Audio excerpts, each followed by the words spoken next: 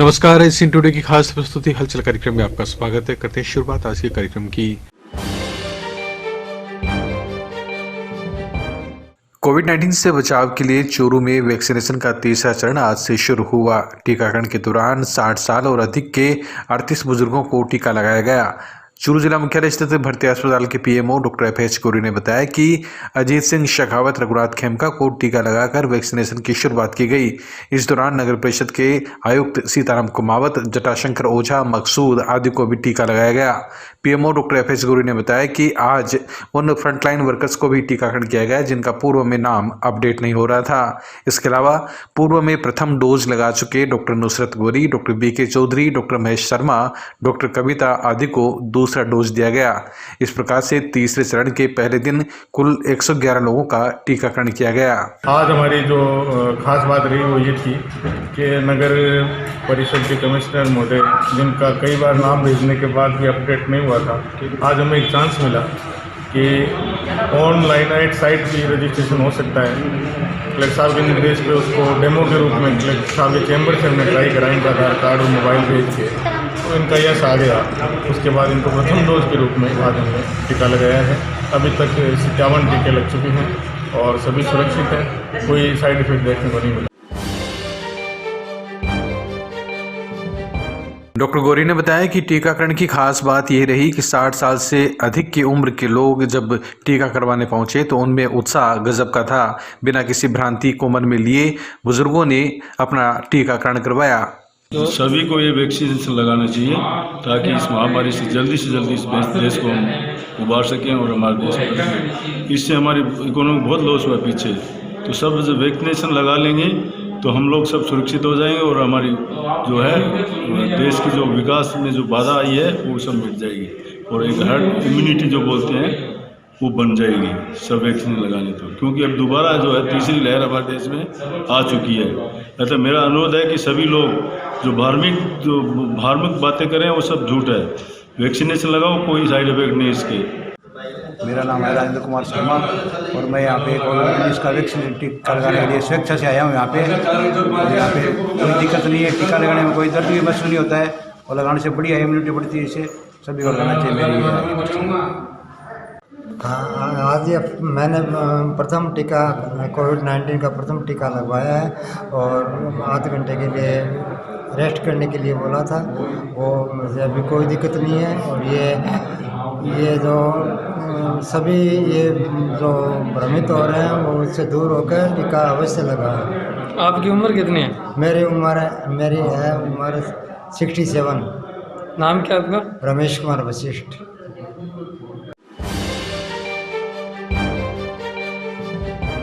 सुजानगढ़ के NK. Lohia stadium के पास स्थित एक निजी रेस्तरां में आरएलपी के द्वारा आज प्रेस वार्ता का आयोजन किया गया। पार्टी के जिलाध्यक्ष मदन ढाका की अध्यक्षता में आयोजित प्रेस वार्ता में महिला मोर्चा के प्रदेश मंत्री विद्या चौधरी ने संबोधित करते हुए कहा कि आगामी 7 मार्च को सांडवा के पास किसान आक्रोश रैली का आयोजन किया जाएगा, जिसमें केंद्र सरकार द्वारा पारित किए गए तीनों कृषि कानूनों की विरोध जताया जाएगा। इस मौके पर एडवोकेट त्रिलोकचंद मेघवाल, हरिराम ओला, हनुमान ढाका ने बताया कि किसान आक्रोश रैली को आरएलपी के सुप्रीमो हनुमान बेनीवाल संबोधित करेंगे और केंद्र द्वारा पारित कृषि कानूनों के प्रति अपना विरोध जताएंगे। प्रेस वार्ता में विधासर अध्यक्ष विजयपाल गोदारा, उपाध्यक्ष भगवान महिला, कालूराम मैया, राजेंद्र छरंग, सरोज नायक, आसिफ राइन, बजरंग प्रजापत, अशरफ आदि ने बताया कि कार्यक्रम की तैयारियों को लेकर लोगों से अपील की जा रही है और गांव-गांव, ढाणी तक पहुंचकर किसानों से रैली में भाग लेने के लिए जनसंपर्क किया जा रहा है। रैली का क्या मुद्दे रहने वाले हैं? देखिए, 7 तारीख को हम किसान महायोग कर रहे हैं सांडवा में, तो उसके अंदर हमारी यही मांगे हैं कि स्वामीनाथन आयोग जो है वो पूर्ण रूप से लागू हो। तीनों कृषि कानून है जिन्हें वापस लिया जाए और जो बिजली की बढ़ी हुई दरें हैं उन्हें वापस लिया जाए। 1 फेस बिजली है वो 24 घंटे दी जाए। ये सब हमारे मुद्दे रहेंगे वहाँ पे। तैयारियों को लेकर किस प्रकार की जिम्मेदारी कार्यकर्ताओं की है?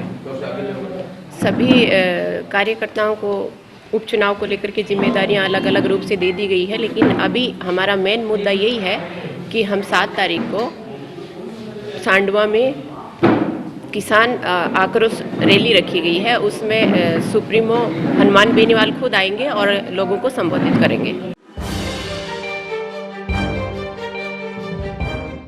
राज्य सरकार द्वारा आवंटित राजलदेसर कस्बे के उत्तराधि शमशान भूमि में अधिक भूमि पर शमशान घाट है, तो उस चीज़ को लेकर आज भूमि शमशान घाट के लिए आवंटित करवाने की मांग को लेकर विभिन्न समाज के लोगों ने मुख्यमंत्री और जिला प्रशासन के नाम संयुक्त हस्ताक्षरों युक्त एक ज्ञापन नायब तहसीलदार सुभाष कुलहरी को सौंपा। श्री यूनियन क्लब अतिथि भवन में बड़ी संख्या में कस्बे के लोग एकत्रित हुए, जहां से जुलूस के रूप में नारेबाजी करते हुए कस्बे के मुख्य मार्गों से होते हुए उप तहसील कार्यालय पहुंचे, जहां कुंदन शर्मा, शंकर सैनी, खेमचंद बर्डिया, ललित धादीच, शीतल खडोलिया, देवकी नंदन दाहिमा, सांवरमल खटीक, भेराराम पचापत, पावन शर्मा, झूमरमल नाई, दीपाराम जाट, विनोद सुथार, मंगत दास स्वामी ने मुख्यमंत्री और जिला प्रशासन जनप्रतिनिधियों के नाम एक ज्ञापन नायब तहसीलदार सुभाष कुलहरी को सौंपा।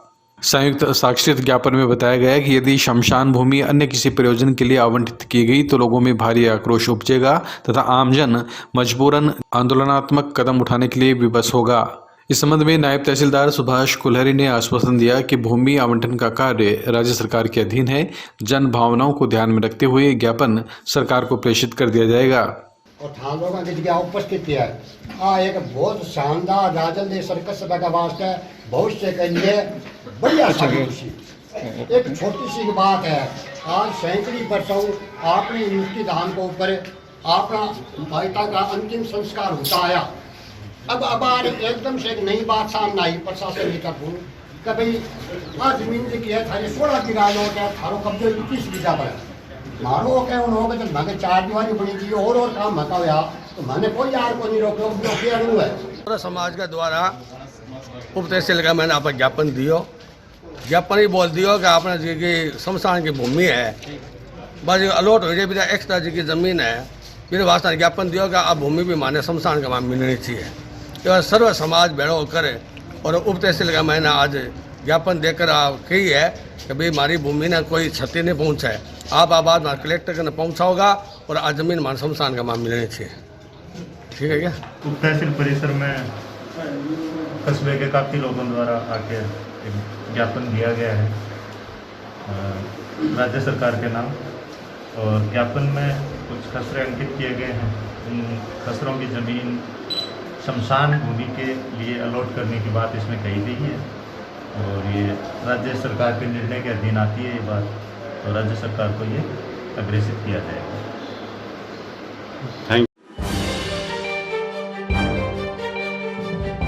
लक्ष्मीपत सिंघानिया एकेडमी की ओर से बिसाऊ कस्बे के अग्रसेन भवन में एक संवाद अभिभावकों के साथ कार्यक्रम आयोजित किया गया।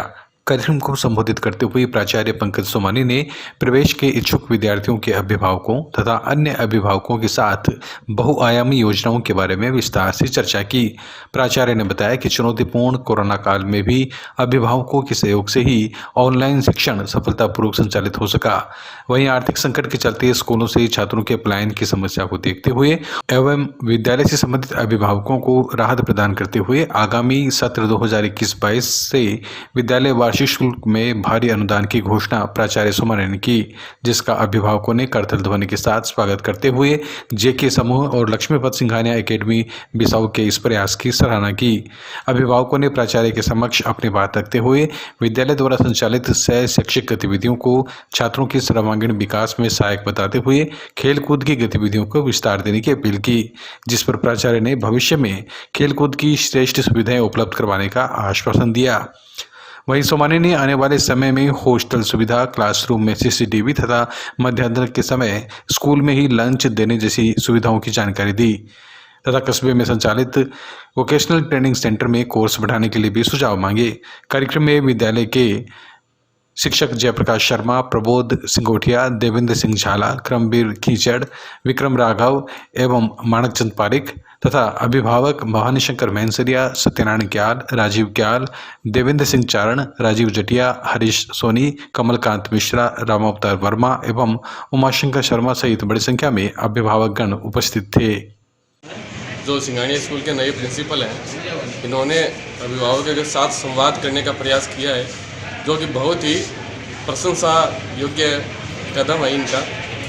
यह प्रयास अभिभावकों के साथ संवाद का जो विद्यालय शुरू हुआ है उसमें ये पहला यह प्रयास है कि गांव के अंदर इन्होंने अभिभावकों के साथ मीटिंग की है और बहुत ही अच्छी तरह से चर्चा की और बहुत अच्छा विद्यालय के बारे में, नए परिवर्तनों के बारे में अभिभावकों को बताया और बहुत अच्छा संवाद किया और अभिभावकों की सारी समस्याओं का निराकरण करने का प्रयास किया है। और इसी के साथ मैं कहना चाहूँगा कि लगातार यह प्रयास कंटिन्यू रहना चाहिए। हर महीने या प्रत्येक 3 महीने से कम 3 महीने में एक बार तो यह संवाद करना ही चाहिए। धन्यवाद। रखा गया क्या किस चीज़ का क्या? Hello, good evening, I am Devendra Singh. Singhania जो प्रिंसिपल साहब और अंकल जी सोमानी और पूरा स्टाफ यहाँ पे था, हम सबको इन्फॉर्म किया गया बच्चों की प्रॉपर जो एजुकेशन को लेके और को करिकुलम जितनी भी एक्टिविटीज़ हैं, मतलब पढ़ाई के साथ साथ और क्या क्या होना चाहिए, क्या क्या हमारे सुझाव थे, क्या क्या उन सुझावों पे उन्होंने फिर उन सारों का बहुत ही सफिशिएंट तरीके से सॉल्यूशन भी दिया। काफ़ी अच्छा लगा कि एक जो कम्युनिकेशन बन रहा है, जो पिछले काफ़ी टाइम से गायब था इस संस्था से, वो वापस जुड़ रहे हैं लोग। और फीस को लेके भी एक बहुत बड़ा इशू था, उसका भी सॉल्यूशन अभी किया है। तो मैं मुबारकबाद देना चाहूँगा सारे सिंघानिया स्टाफ को कि इस अच्छी पहल में हम सब उनके साथ हैं और हम एक बेहतर शिक्षा बच्चों को यहाँ पे दे पाएंगे और एक ऐसा इंस्टीट्यूट बना पाएंगे जो शायद अपने आसपास के एरिया में नहीं है। तो मीटिंग रखेगा इसमें कैसा क्या लगा? नहीं, मीटिंग का तो ऐसा है सर कि ये फर्स्ट टाइम देखो कुछ नया परिवर्तन आया है, क्योंकि वैसे तो मेरा बच्चा लगभग 8-10 साल से इसमें पढ़ ही रहा है, लेकिन फर्स्ट टाइम किसी प्रिंसिपल ने ऐसे मतलब पेरेंट्स के साथ जुड़ने का एक डायरेक्ट कोशिश की है, जिससे क्या है कि हमें भी ऐसा लगा कि हमारे बच्चे के बारे में जो भी हमें कोई रिपोर्ट चाहिए या जो हमारे सुझाव थे वो हमने रखे। जैसे अभी कोविड काल के लिए स्कूल ने बहुत अच्छा, मैनेजमेंट ने एक निर्णय लिया है कि फ़ीस जो है वो कम कर दी कि अभिभावकों के ऊपर ज़्यादा लोड नहीं पड़े, तो ये एक बहुत बड़ा सराहनीय कदम है। तो इसके बारे में हमें ये शंका थी हमारे साथ वालों को कि भाई पता चले 1 साल के लिए ही अगर वो फ़ीस कम कर रहे हैं फिर दोबारा बढ़ा देंगे, तो वो भी सॉर्ट आउट हो गया कि 10% जो ट्यूशन फ़ीस है उतनी बढ़ सकती है, उससे ज़्यादा नहीं बढ़ेगी। तो ये कोई ज़्यादा बढ़ोतरी वाली बात नहीं है, तो इसके लिए सराहनीय कदम है। और प्रिंसिपल साहब जो है वो उनकी पहली कोशिश है, ये बहुत ही अच्छी है। इसके लिए हम इनको धन्यवाद देते हैं सोमानी साहब को कि भविष्य में भी आप ऐसे ही क्वार्टरली हमसे मिलते रहें, जिससे हम अपने विचारों से आपको अवगत कराएं, आपसे हमें भी कुछ सीखने को मिले। आपका नाम सर? मेरा नाम संजय दायल।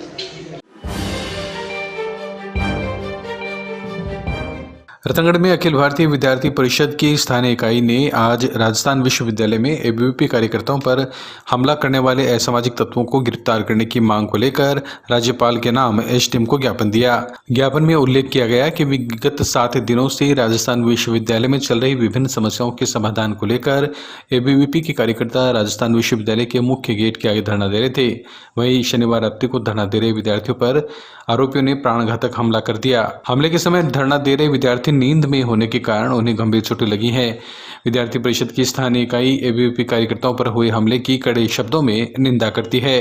परिषद के किशन स्वामी, अमित उपाध्याय, विशाल स्वामी, जितेंद्र महसी, रामचंद्र सिंधी, तुषार शर्मा, अभिषेक शर्मा सहित अनेक लोगों ने ज्ञापन पर अपने हस्ताक्षर किए हैं।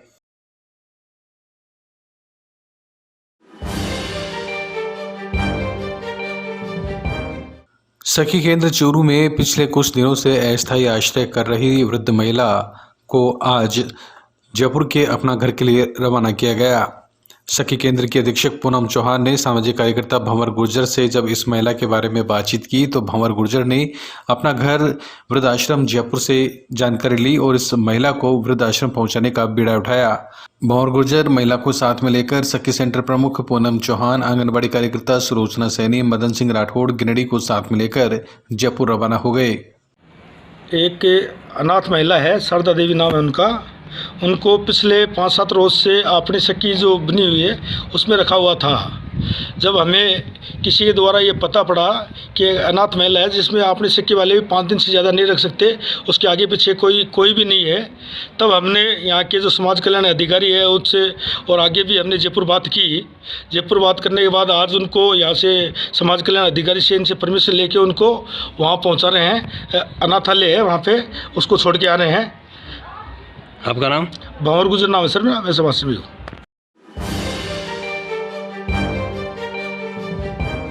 सुजानगढ़ के निकटवर्ती गांव धा के पास एक होटल के पीछे मकान की अलसुबह पुलिस ने तलाशी ली और 12 किलो अवैध डोडा पोस्ट चूरा सहित एक आरोपी को गिरफ्तार किया है। पुलिस ने बताया कि sub inspector Ram Pratap Godara, DST team के प्रभारी राकेश सांखला ने जाब्ते के साथ इस कार्रवाई को अंजाम दिया और आरोपी को गिरफ्तार कर लिया।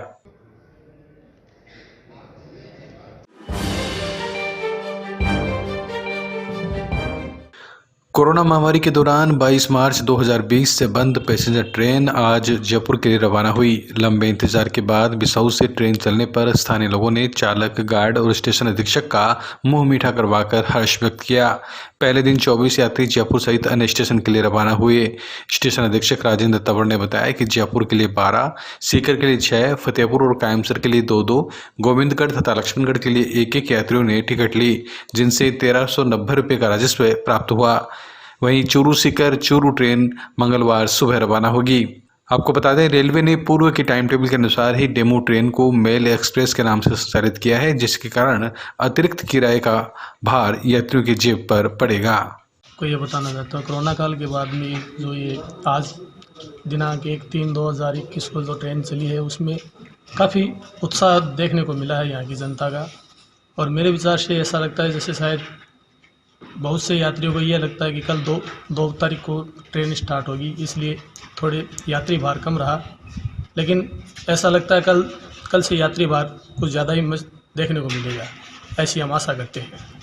भाई, कोरोना काल के बाद में आज जो गाड़ी चली है 04862 चूरू से जयपुर, जिसके अंदर बिसाऊ से जयपुर के 12 यात्री, गोविंदगढ़ के 1, कायमसर के 2, सीकर के 6, लक्ष्मणगढ़ 1 और फतेहपुर के 2, कुल 25 यात्रियों ने आज टिकट बुकिंग करवाई है, जो अनरिजर्व्ड है, जिसका किराया 1390 रुपये। 2 गाड़ियाँ रहेगी, सुबह 8 बजे चूरू से सीकर और वापसी के अंदर सीकर से चूरू। शाम दोपहर को यही गाड़ी रहेगी 04862 जो 1352 पे बिसाऊ से रवानगी है। कोई दूसरे ना बुलाओ सागे और ना बुलाओ मोहम्मद साहब गोपाल जी की जगह। राजकीय बागला उच्च माध्यमिक विद्यालय चूरू के व्याख्याता मुकुल भाटी के नो व्हीकल डे अभियान से जुड़ने और साइकिल द्वारा अपने कार्यस्थल आने पर साइकिल क्लब चूरू द्वारा आज सम्मान किया गया। क्लब के संयोजक एवं नो व्हीकल डे के प्रेरणा स्रोत डॉक्टर JB खान ने बताया कि उनकी टीम द्वारा अभियान चलाया जा रहा है, जिसके अंतर्गत जो व्यक्ति नो व्हीकल डे अभियान अपनाकर साइकिल द्वारा अपने कार्यस्थल पर जाता है, उनको वहीं पर जाकर सम्मानित किया जाता है। आज इसी कड़ी में व्याख्याता मुकुल भाटी को सम्मानित किया गया। वहीं स्कूल के प्रधानाचार्य महेश सोनी ने कहा कि यह बहुत ही सराहनीय कार्य है। अभियान के द्वारा पर्यावरण संरक्षण के साथ साथ स्वयं के स्वास्थ्य में सुधार रहता है और पेट्रोल की भी बचत होती है। व्याख्याता रमेश पुनिया ने भी अभियान से जुड़ने के लिए आमजन से अपील की और महीने की 1 तारीख को आवश्यक रूप से बिना वाहन के अपने कार्यस्थल पर आने का आह्वान किया। व्याख्याता मुकुल भाटी ने स्वयं के सम्मानित होने पर आभार जताया।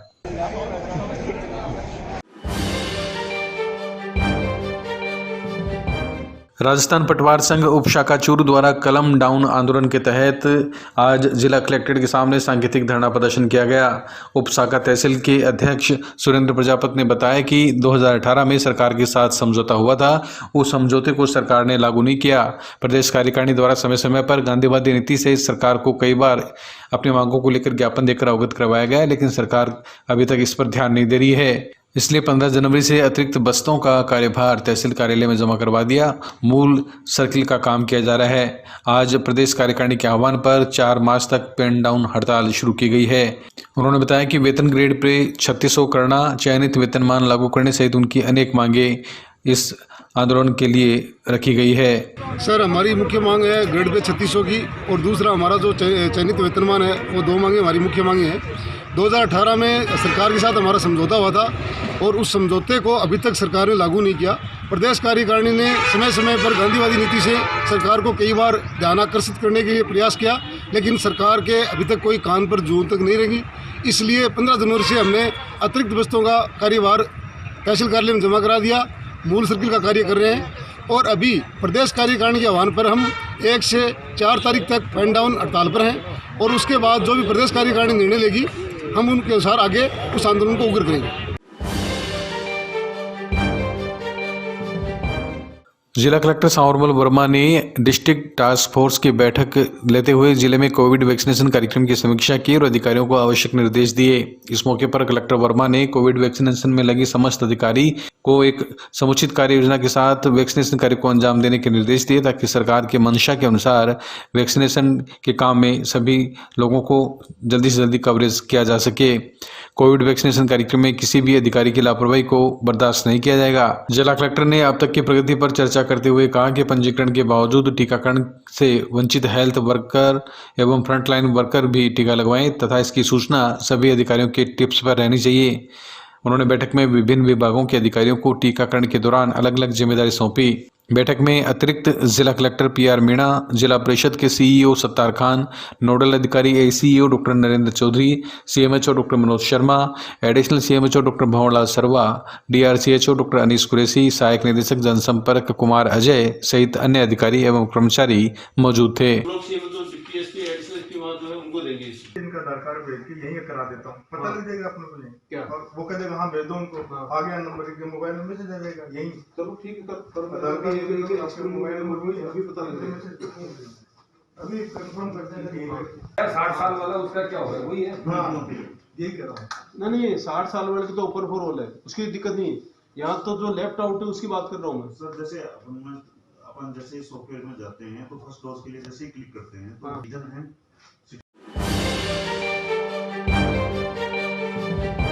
राजस्थान पटवार संघ के आह्वान पर सदाशर तहसील के समस्त पटवारियों ने भी 1 से 4 मार्च तक कलम डाउन कर कार्यों का बहिष्कार शुरू कर दिया।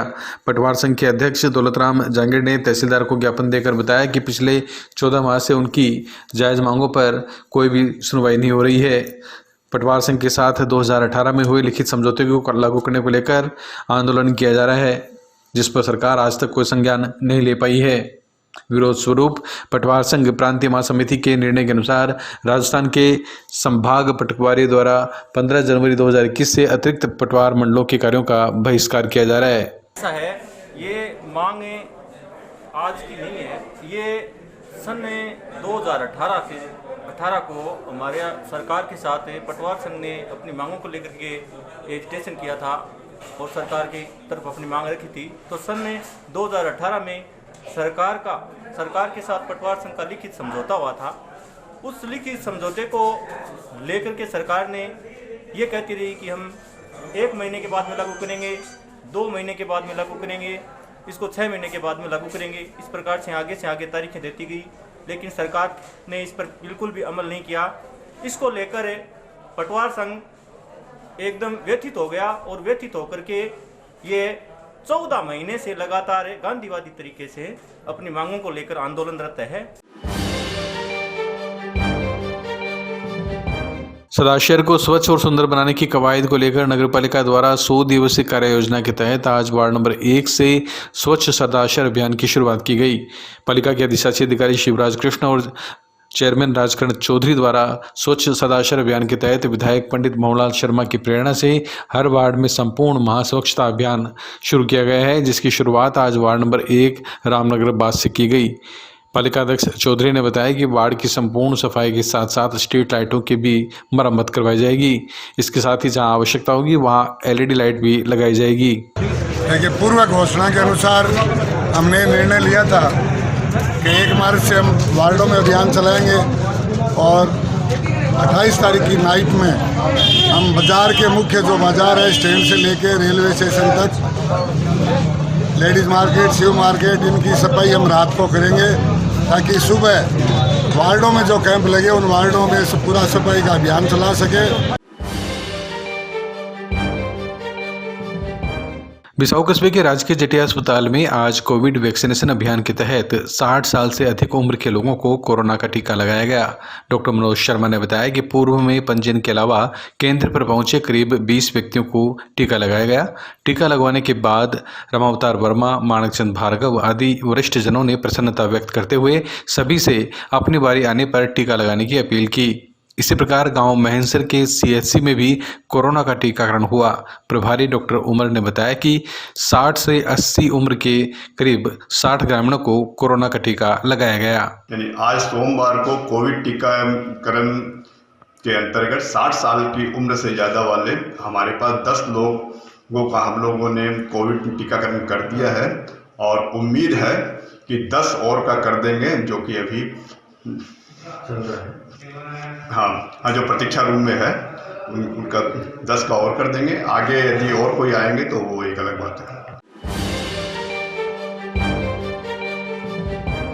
जयपुर के IMAS एकेडमी के तत्वावधान में रविशंकर आध्यात्मिक आश्रम में हुई राज्य स्तरीय ओपन प्रतियोगिता में रतनगढ़ के रघुनाथ स्कूल की महिमा आलड़िया ने 8 वर्ष आयु वर्ग में तथा कृतिका आलड़िया ने 11 वर्ष आयु वर्ग में स्वर्ण पदक प्राप्त किया है। विजेताओं का आज विद्यालय पहुंचने पर एक समारोह आयोजित कर सम्मान किया गया। इस अवसर पर कार्यक्रम में संस्था के CEO रोशन भारद्वाज ने छात्रों के उज्जवल भविष्य की कामना की।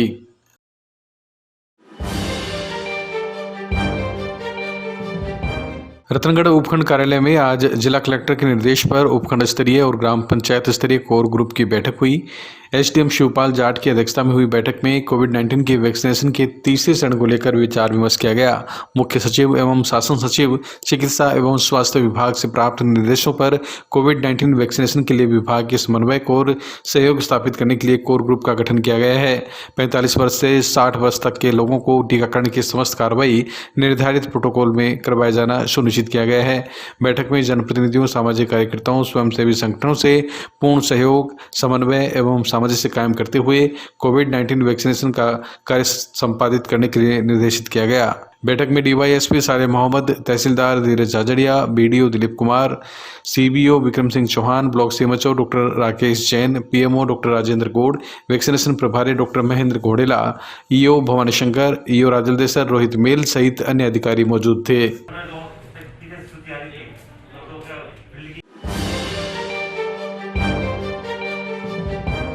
सदाशर के इमरान तेली को ऑल इंडिया कांग्रेस संगठन के तहसील महासचिव पद पर नियुक्त किया गया है। तेली के ऑल इंडिया कांग्रेस संगठन के तहसील महासचिव पद पर नियुक्ति से कांग्रेस कार्यकर्ताओं में खुशी की लहर छा गई। कार्यकर्ताओं ने नियुक्ति पर महासचिव तेली का स्वागत किया। इस मौके पर ऑल इंडिया कांग्रेस संगठन के जिला अध्यक्ष शिवनारायण पारिक, तहसील अध्यक्ष उत्तम पारिक, तहसील उपाध्यक्ष इरफान कुरैशी सहित अनेक लोग मौजूद थे।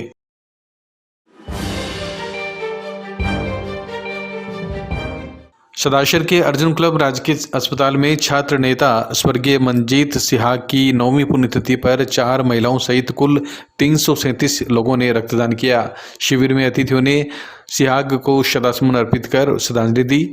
सभा को प्रधान प्रतिनिधि मधुसूदन राजपुरोहित, विकास अधिकारी दुर्गाराम पारिक, पालिकाध्यक्ष राजकरण चौधरी, DSP नारायण बाजिया, तहसीलदार कुटेंद्र कंवर राठौड़, खंड मुख्य चिकित्सा अधिकारी डॉक्टर विकास सोनी, डॉक्टर राजेश कुमार आदि ने रक्तदान को पुण्य का काम बताया। वहीं वीर तेजाजी युवा संगठन के तत्वावधान में आयोजित शिविर में युवा रक्तदान करने उमड़े। रक्तदान शिविर में निर्मला ढाणी तितरवाल, मंजू रणवा खंडवा, परमेश्वरी शर्मा, शारदा गंडा सहित 337 युवाओं ने रक्तदान कर छात्र नेता मनजीत सिहाग को श्रद्धांजलि दी। इस अवसर पर संगठन के विद्याधर सारण, जयप्रकाश सिंवर, मनोज सिहाग, रविंद्र पूनिया, सुरेंद्र राव सहित अनेक लोग मौजूद थे। तो हर साल जिस तरह से इनकी पुण्यतिथि आती है तो यूथ में इतना क्रेज आ जाता है कि भाई अब की बार, पिछली बार 250 डोनेट किए थे तो अब की बार 300 350 से अब करेंगे।